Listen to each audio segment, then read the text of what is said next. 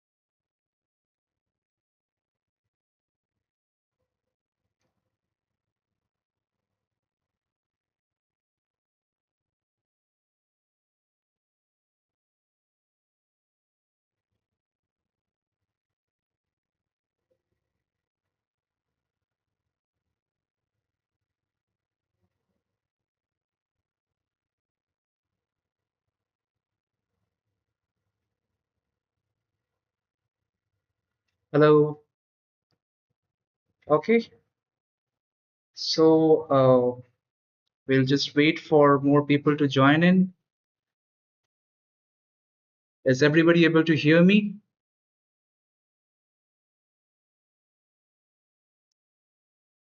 You just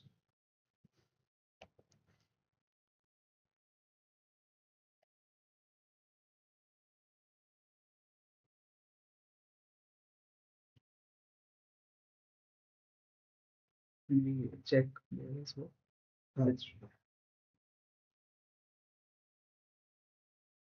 We're just waiting for more people to join. Yeah.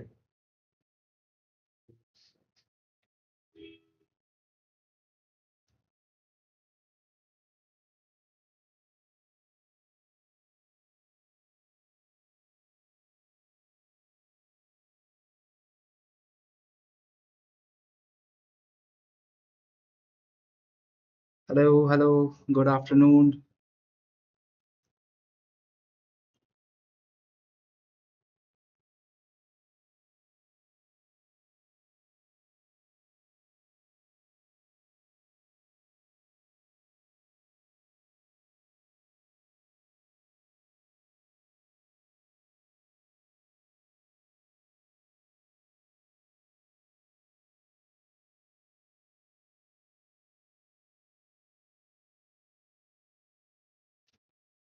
We'll move to the session in some time. We're just waiting for more viewers to join.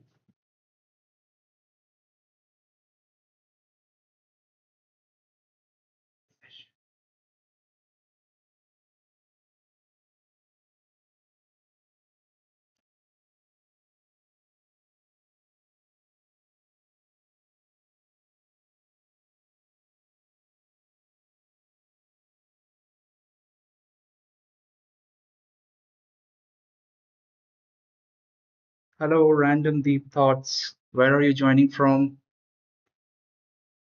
Hello, Promila. Hi, Nishat. Thank you. Thank you so much for joining.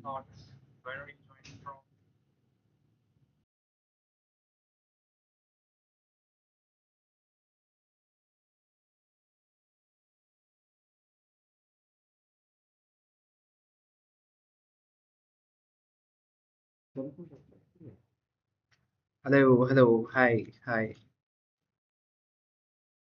Delhi. Okay.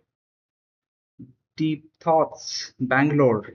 Oh, you're Shandar. Okay, your uh, name is Random Deep Thoughts there. All right. Okay, so I think we can now, really move to the session. I was waiting for some more people to join, but perhaps we will let them in, as the session proceeds. I will start this session with a thought, okay, and a question perhaps. So I wanted to ask all of you, what if you had a head full of art and creativity? What if you had art in every facet of your life? And what if you could gift creativity to the world? We welcome you all to Mindcast Session 3. In today's session, we have Abhishek Poddar, an industrialist, art collector, and philanthropist, who gifted the city of Bangalore his passion for art and creativity by creating the Museum of Art and Photography, a shared public space for everyone to enjoy and experience art. He has been hailed by the Forbes as Asia's one of the heroes of philanthropy, and he has created a community that supports young minds, artists, photographers, and makes and a community that makes art accessible to all. Joining us in this conversation will be Sonia Manchanda, who is the co-founder of Spread, who is the board member of World Design Organization, and who is the creator of an ecosystem that includes the Design Barn, the Design Farm, and Design Open. I wanted to share another thought with you, that is, creativity can be a very lonely and complex journey. And transforming a creative vision into reality can be more complex. Now, in today's session, we are going to get insights from somebody who has succeeded in navigating that complexity. Abhishek Poddar, our sensei for Mindcast, has taken time from his extremely busy schedule. We will switch to his office and studio where this interaction will take place, and from where we will gain insights as to how we can navigate this complexity of transforming creativity into reality. You can put in your questions in the comment box, and we will try our best to get back to you with the answers as well. We hope you enjoy the session, and I will see you at the end of this interaction. Now we will move to the interaction that's taking place live at Abhishek sir's studio.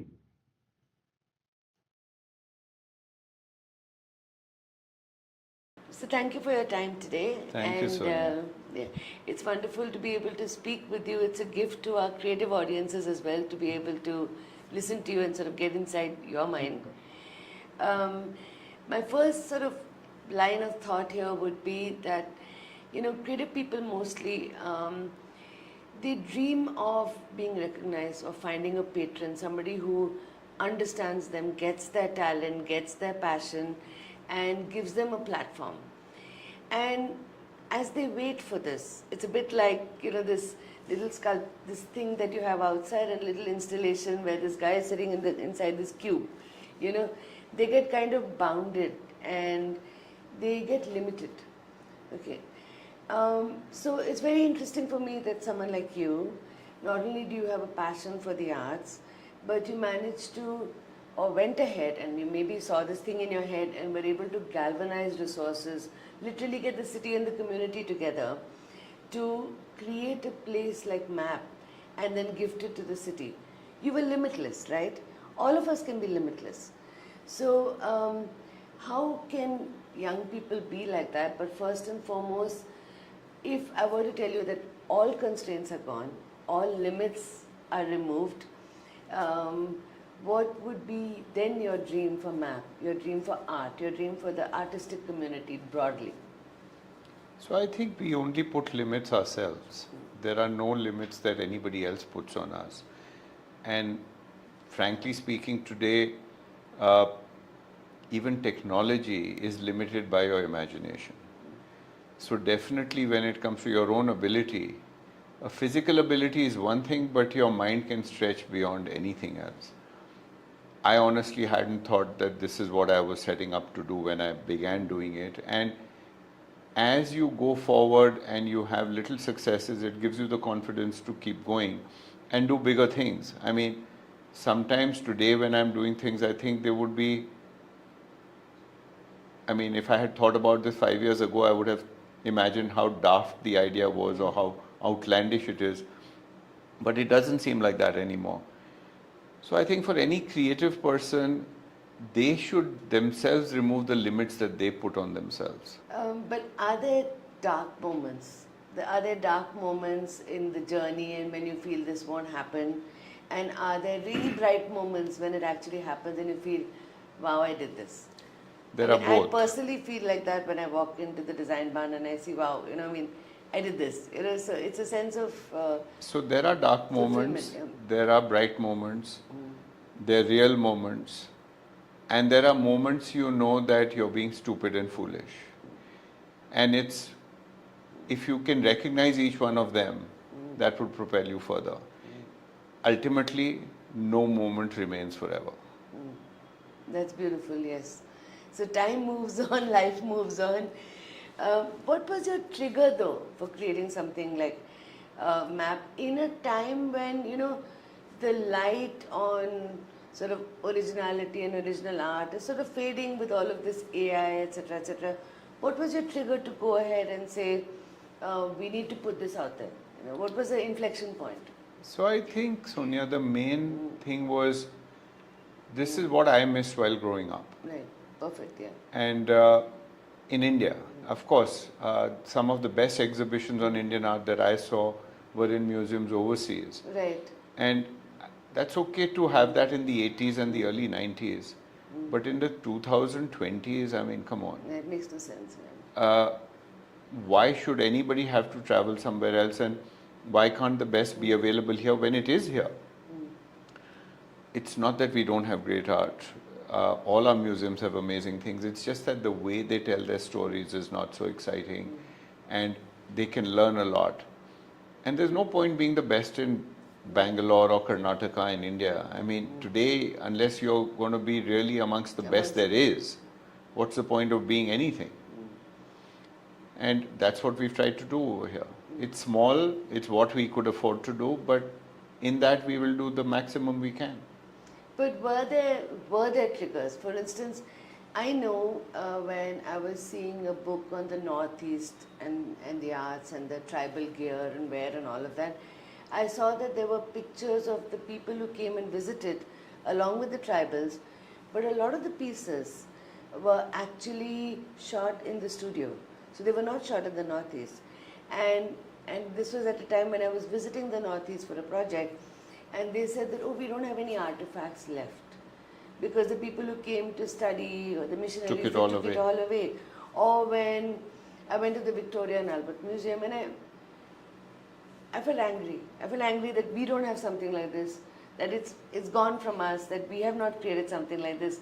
So were there triggers for you like that? What makes you want to do this? Why can't you just keep the art and enjoy it?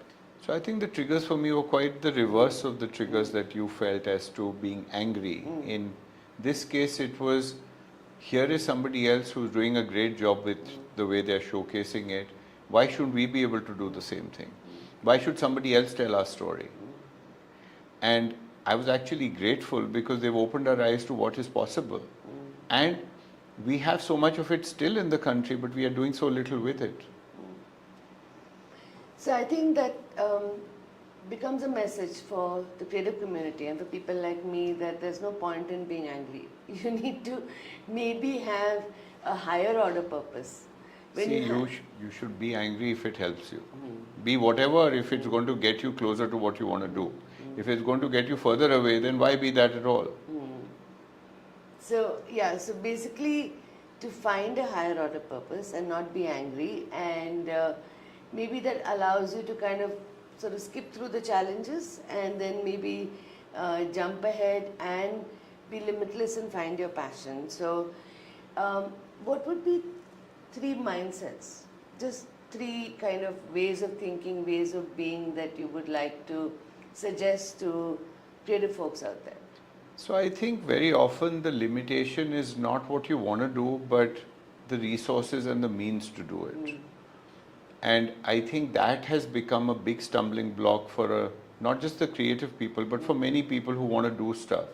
That they have the interest, they have the passion, they have the ability, but they don't know how to put those three things together along with the resources, which is what they're lacking in, or the connections, or the land, or the building, or infrastructure. And now that is a matter of how you can motivate other people to support that. And if the means are not there, many of these dreams don't get realized. But the mindset should be, okay, within my means, what is the best that I can do? And how can I then even have it in a manner that can scale or grow? Because, I mean, even when you start building a small company, Right. you build it with the idea that tomorrow it's going to grow. Right. It doesn't start with that same scale. So why should anything else also? So build within your means is one. And do the best that you can, always. Do the best that you can, but if that's not enough, then what do I do next? How do I scale it? How did you scale this to include so many people? So I think here it was, it didn't happen on day one. It started small. It was a very singular battle to begin with, and it was lonely. I had this foolish thought that if you're doing something good, there would be a line of people waiting to help you do it. Nobody is interested in what's inside your head and what you want to do. But it's good to have foolish thoughts. Absolutely, because if you were sensible enough, maybe a lot of these foolish things would have never happened. And it's only later on that you realize how far you've come and what a journey that you've traversed. It's because you can't, you always think that the road is short. That's why you embark on it. If you think it's so long, and I don't even know where the end is, even today, it can be pretty arduous. So do the best that you can, always do the best that you can, and within the means that you have. Initially, there was very little support. If you realize... Yet, if I may, because I did see the journey from afar and I hugely admire it, not only did you think about the best space, the best of art, but the best of talent. Because I met some of the people who were working on the project and you really had the best of talent working on it. There was no jugaad here. But how do you do the best without the best? Correct. You can never, I mean, if your ingredients to cook a dish are not good enough, how would the end result be the best dish in the world? Right. I mean, if you're using stale leftover cutaways, how is it going to taste good? So finessing is also important. I think every aspect is important. Of course, Because you even might... if you work with constraints, you must work to finesse things, right? And you would look at what are the most important ingredients and never compromise on those. Right. And when you can, you won't compromise on anything. But that's how we did it. So initially, something which was total news to me was the least funded area in the country is the arts. Interesting. And arts is also not considered a common man's need. Therefore, CSR won't even think of the arts as something to support. It's roti, kapda or makan, it is healthcare, it's education, it's feminine hygiene. It's also engineering. We don't much care for the humanities in any case. So what I'm saying, and the arts is considered a luxury. So why should we support that? I think the pandemic really helped in that because we realized the importance of the arts when we had nothing else to do and when death was staring us all in the face. And it was the arts that really kept us alive and took us through this entire journey of uncertainty. And that's what bonded humanity together. So I think that was a big boon. It came at the right time for us, where people started seeing the difference that the arts makes. Even then, we are talking about maybe 13, 14, 15 years since the CSR Act has been in force.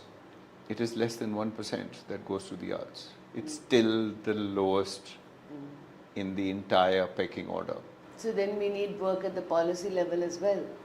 So maybe that's something that since you've demonstrated success already. But it's not that the other things that they support are less important.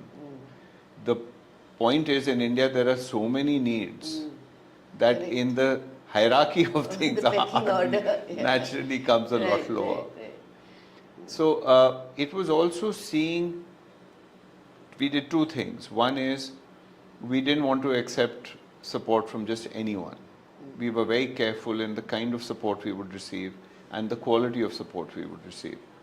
So we went out inviting people to help us, and we did not take money from everybody who was willing to give us money. There were some people who approached us who we could not take monies from because either we thought we would be questioned as to the source of that money, Ethics of it. or the ethics of it, and we didn't want complications beyond what we've already had, or even what is the motivation for them giving that money. And there is money and there is money. There's money which So is there personal will to support the arts? from the people today, Yeah. I think people would support anything that is done well, and if you can demonstrate the need and the use for it and how it's impacting the community. The good part is the arts have had a certain kind of or culture in the arts and knowledge about it. It's been a brilliant last 5-6 years. There's a lot of interest. You find so many new initiatives, small, big, Yes. of all kinds. And turn back the clock 5 years before, and you had to struggle to find things. So where do you see this taking us 5 years hence? It's going to happen mostly privately, I feel. If you're saying that there is not I so agree, much and it's fine. government support. The government has got A other few things years to hence, do. yeah. And when the government sees that it is as important as they need to make it, it will become, and it'll start getting the attention and the money that it deserves. We should do it because we feel for it and not wait for anybody else. I think India is well poised because how we are even economically is helping the case. Right. And if you look historically in so many other countries, their art only started getting noticed when the country started doing well economically, they had a seat on the table, and these things mattered. And it first has to matter to people from that same country itself for the rest of the world to sit up and take notice. Because there is a lot more money in India today than there used to be, because people appreciate what being Indian is, and they're investing in stuff that is Indian. That's why art has had a resurgence, and that's why the West is even looking at it. And I only feel that this is going to grow. So given our art and craft heritage, possibly we have the potential for great success, economically, given the creative economy and, this entire creative ecosystem that is getting created all over the world. So, but as far as the individual artist is concerned, they still have this tendency to be stuck in their own head a little bit, sort of self-constrained. And yesterday I was at a session where Sadhguru was speaking, and he was talking about our brain being the biggest challenge that, and I think creative people's brain is an even greater challenge because they want to do everything just right or not at all, and that kind of stops them. Is there any one very important message that you think that they need to hear from you given your journey? I have no message for anyone. I have no words of wisdom. I can only say what little I've done. Don't be your own bottleneck and constraint. And at the end of the day, we are all stuck in our head. And the world exists only inside our head. So if we get out of our head, where will we go? It's just that how do we expand our head to a level that we can absorb a lot more, do other things with it. And I think learning, just going there, getting exposed, seeing what's happening, it changes the way we look at things. Because, and it's not about information, it's about experience, it's just about exposure. So learning should never stop. That's interesting because even when we look at the design process and what we do for anything we do, is the first thing is about immersion. I mean, we also believe that in design, that unless there is an immersion and a dissolution, you're not going to come out with a solution. So True. you need to dissolve first to be able to do that. And I think maybe that's a good message for people who are stuck in their own head to actually get out there, get that exposure. Formal, And informal, any kind of learning you would one say. thing I've realized or I've noticed is we sometimes hesitate to approach somebody or ask for help. That what would they think of us and how can we ask, and we are uncomfortable doing that. I don't think there has been a single instance I can say where I've asked for help and I have not got it. That's And I've beautiful. gone out to people who I thought were unapproachable, I thought I won't even be able to reach, or just if you go saying, listen, I need help, I'm stuck, can I learn from you? Nobody would say no.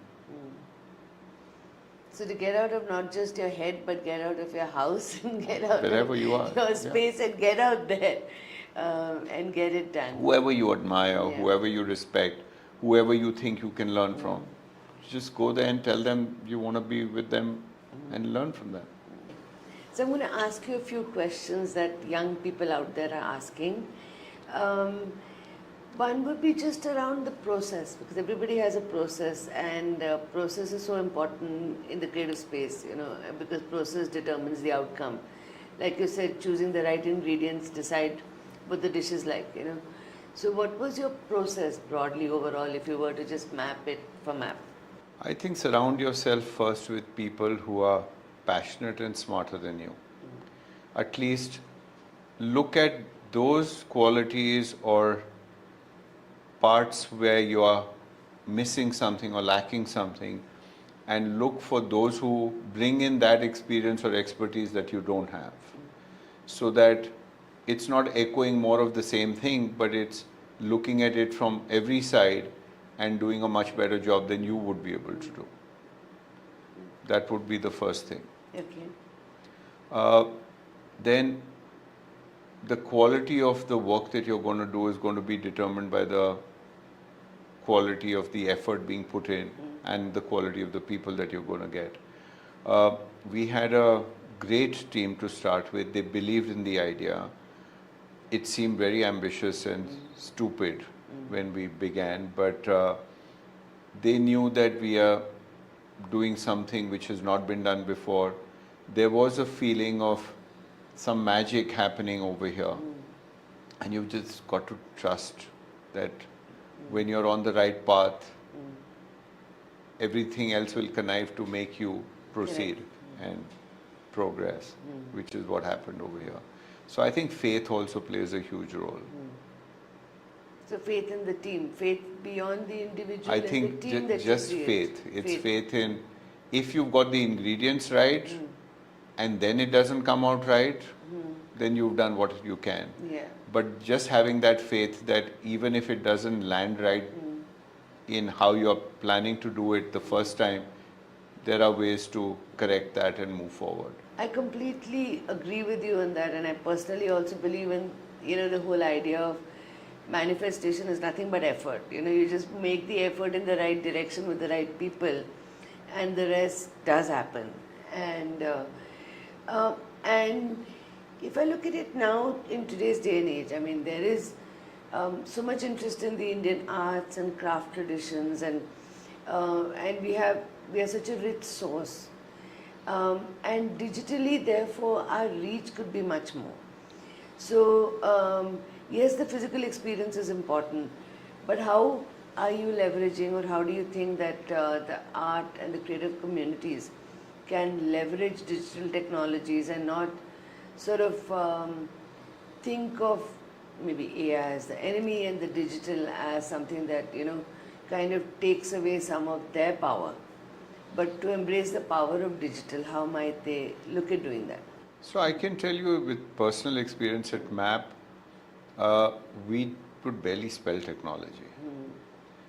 But COVID thrust us to even do a digital opening, because we had announced the opening before COVID happened. I remember that, and yeah. we had to keep our word.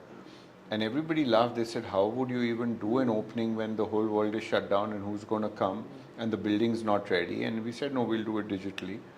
We didn't know what it meant, but we went ahead and did it. We were the first museum to open digitally. And the kind of experience we did was not just people coming and giving a talk, but we actually made people walk through our building. And as if they are virtually visiting the entire museum, Wow. where we had the lamps flickering and the That's flowers. a beautiful touch, yeah. And we didn't Tell us about think the we could lamps do it. flickering digitally. It's a very So- clever No, piece of work. so what had happened was there was a friend of mine who I was speaking to about doing the digital opening, and he asked me this question which actually stopped me in my tracks. And he said, have you ever made a digital memory? And I said, what do you mean? He said, how many Teams and Zoom meetings have you had? I said, hundreds. And he said, unless you made notes, what do you remember of a meeting? I said, nothing. And he said, is this how you want the map opening to be remembered? So I said, no. So he said, but then how are you doing it differently? So I said, what choice do I have? And he said, you need to take them through a visit of the building. I said, but the building is not ready. So he said, you complete it digitally. And I said, what does that look like and what would it mean and how do you... So when he showed me that you are being limited by your imagination and technology can make that happen, we then got a filmmaker involved, and he asked me another question, and he says, what do you see when you go to an art opening? I said, I see the heads of people, I don't see any art. He said, why? I said, because it's so crowded. So he said, do you just want to see people at the map opening or do you want them to see art? And I said, I want them to see both. He said, but on the screen to show both, which, because everybody is only viewing it remotely from wherever they are, you have to choose what you want them to see. So I said, okay, I want them to see art. And he said, so then let's show them the art. But I said, it'll be so boring if there are no people. And he said, you'll hear the people, but you won't see them. Let's make it full of people, but except that you don't see them, but you hear them. You see the art and you hear the people. And I said, how would that work? And it's okay to do that for a bit, but to do that for an hour long, I said, show me 2 minutes first. And you could hear the laughing, you could hear the glasses, you can hear the silk of the sari, the bangles clinking, them clapping, but you can't see them. And it's brilliant because you feel you're in the crowd, but you're only seeing the art. Nice. And what technology allowed us to do was, if we had done this as a physical opening, we would have had a few hundred people in the building which would have enjoyed it. We had 30,000 people who saw it online. How did you invite 30,000 people? I'm trying to figure out creative hacks for So our it was audience. fairly simple. Everybody was sitting at home not knowing what to do at that time because the world was in a very different place. Everybody was bored out of their skull. And we had a fairly long list of people who'd supported us and even the list that we had done. In this were many corporates who we asked that, why don't you invite all your employees? And there were many corporates who had more than 100,000 people. And many, we started marketing it beforehand, saying that this is what's going to happen. And we asked people to invite their friends also. And we didn't know 30,000 people, but that's the kind of numbers we got. Yeah. And that's what taught us that technology can do much more than you imagine it can. And that's when we learned how to spell technology and do stuff around technology. And the digital diya. Yeah. The digital diya is something you can patent and give it everywhere. Oh, you for mean every that's opening, the yes. physical digital diya? Yeah. That's No, I was talking about the diya we did for our digital opening. That's beautiful, I think. It can be used everywhere. It's a very clever touch. So that was a simple, and it was actually out of necessity. Everything at MAP has been done because we were between a rock and a hard place, so we had to find the solution. I'll just tell you, give you a background of why I think it's really interesting is because For instance, we work with Tanera and on a lot of their branding and communication stuff. And one of the things they do very beautifully is that every morning the store opens with whoever's the first customer lighting the lamp, you know. And so those rituals are so beautiful and so embedded in our culture. Imagine if we could do this for every digital opening or every digital event, but we don't do it enough, or physically also do it where it's not just the first customer, but the many people who come through the day can all light a lamp. So let me tell you the story of how we did it here. When the physical opening of the building was, we said, who's going to be our chief guest? And is it going to be a VVIP? Is it going to be a minister? Is it going to be one of our patrons? Is it going to be an artist? Is it going to be a handicapped child? Who would be our chief guest? And this was a question I couldn't answer because everybody is important and whoever's coming has been invited for the opening. But who do you give the respect and the honor of lighting the lamp? And we said, okay, if we have close to 100 patrons, do we decipher from within them who should be the right one, or do we allow each one to do it? And I said, no, but we are calling 1,000 people and all our 1,000 people are our chief guests. Whether they are school kids, whether they're the handicapped, whether they are ministers, whether they are Hollywood or Bollywood royalty or whoever they are, they should all have the honor of lighting the lamp.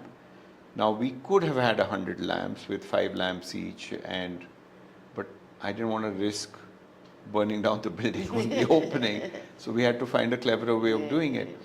There was this amazing collection of lamps that was gifted to us by somebody, which we had used for our digital opening, and we didn't have a physical space to show them.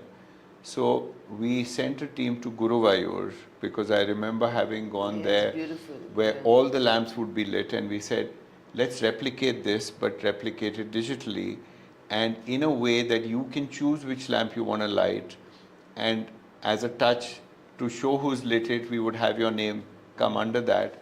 And then we even discovered that that would be a great way of not only making you feel like the chief guest, but collecting your information so we can keep in touch with you. And that's what we did. And it's been 2.5 years now. Every time we think of taking it down, they said don't, because every day people get wowed with that. So, and yes, it's been used in at least 50 other places after that, because people have liked it so much. They've said, can we borrow it right from the government? That's what I'm saying. Yeah. So, the government that does not invest as much as it should in art, or the corporate who doesn't care as much as it should for art, but does care about our own culture and our rituals. So when you bring together art and you bring together the digital and you dive deep into our own culture, there are so many opportunities to create, and that's what art shows you, right? That there is just so much opportunity to create. So segueing from that, how might we make our city, and this could be for any city, because typically our viewers join us from across the world, you know, and I've recently been spending a lot of time in Valencia, which calls itself the City of Arts and Sciences, and there's a beautiful private museum there as well. And it's slowly becoming a city which is about the arts, the sciences and culture and music and all of that. So how might we make our city, Bengaluru, a sort of hub for not just technology and the youth, but since we have so many young people here, how might we be a cultural capital? See, and also, how might the young creators of the city, the artists, the designers and people like that, musicians, how can they contribute to this? I recently met one musician friend who is building a cafe. So he wants to create this beautiful third space where people can actually come and interact. So he's also not saying, again, not waiting for a patron, but actually, you know, trying to do something. So what are the kinds of things that they can do? And how can that contribute, and vice versa? So I think Bangalore has the right ingredients. We are known as a science city in any case, and the technology city. and the young city. Art was a piece that was missing, but hope and music to some extent. But you've got the IME here, Yeah. you've got now MAP here, and you've got Srishti here. You've got a lot of the creative energies, and creativity is not restricted to only technology or something. If people are creative, it comes out in various different ways. Right. So I think we are at the cusp where a lot can happen. Each one needs to take the initiative and do what they are good at or what they believe in. And there are forums which is making people come together and do collaborative things. MAP's a great place for collaboration, as I'm sure many of these others are. And you've got the Bangalore Creative Circus, and so many other initiatives that have happened in the last few years that you're again restricted by what you think. But if you have a desire and you want to do it, there will be 10 people willing to collaborate with you and make this happen.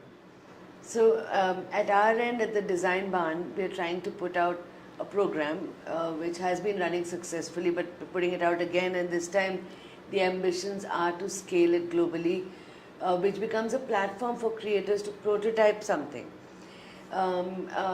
So that, of course, is available to them, and we'll be telling them more about it. In what way can they collaborate at MAP? So it will all depend on what is the project that they have. But Okay. let's even take, for example, the Bangalore airport. Yeah.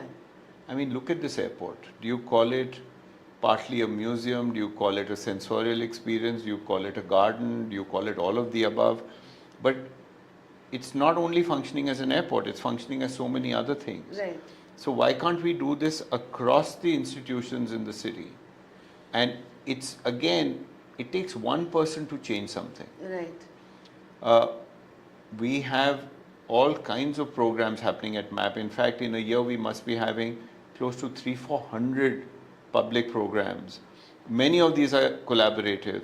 Many of these are not even what have started as an idea with us, but has been somebody else's idea that's come. So I'm not the most experienced person on my team to speak to for this, but we have an entire public programming team. We have Nice. a team that does workshops and stuff.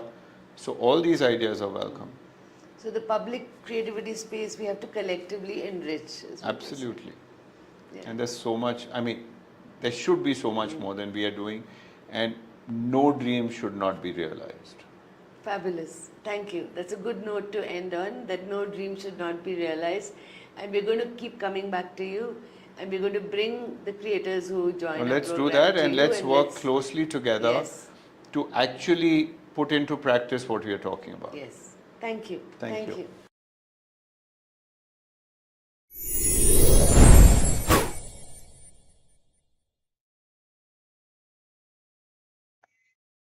So that was an very intense and deep conversation that we had with Abhishek sir at his studio and office. We hope that you enjoyed this conversation as much as we did.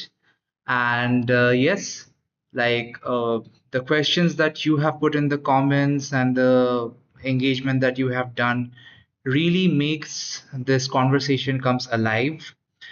And I just wanted to mention that this is a series of conversation with creative masters from around the globe. And it's a prelude to a course called a Mindcrafters course by Spread and Unixed. And we will get back to you more regarding that as well. And yes, till then, be limitless and keep prototyping the future. Thank you so much for joining today.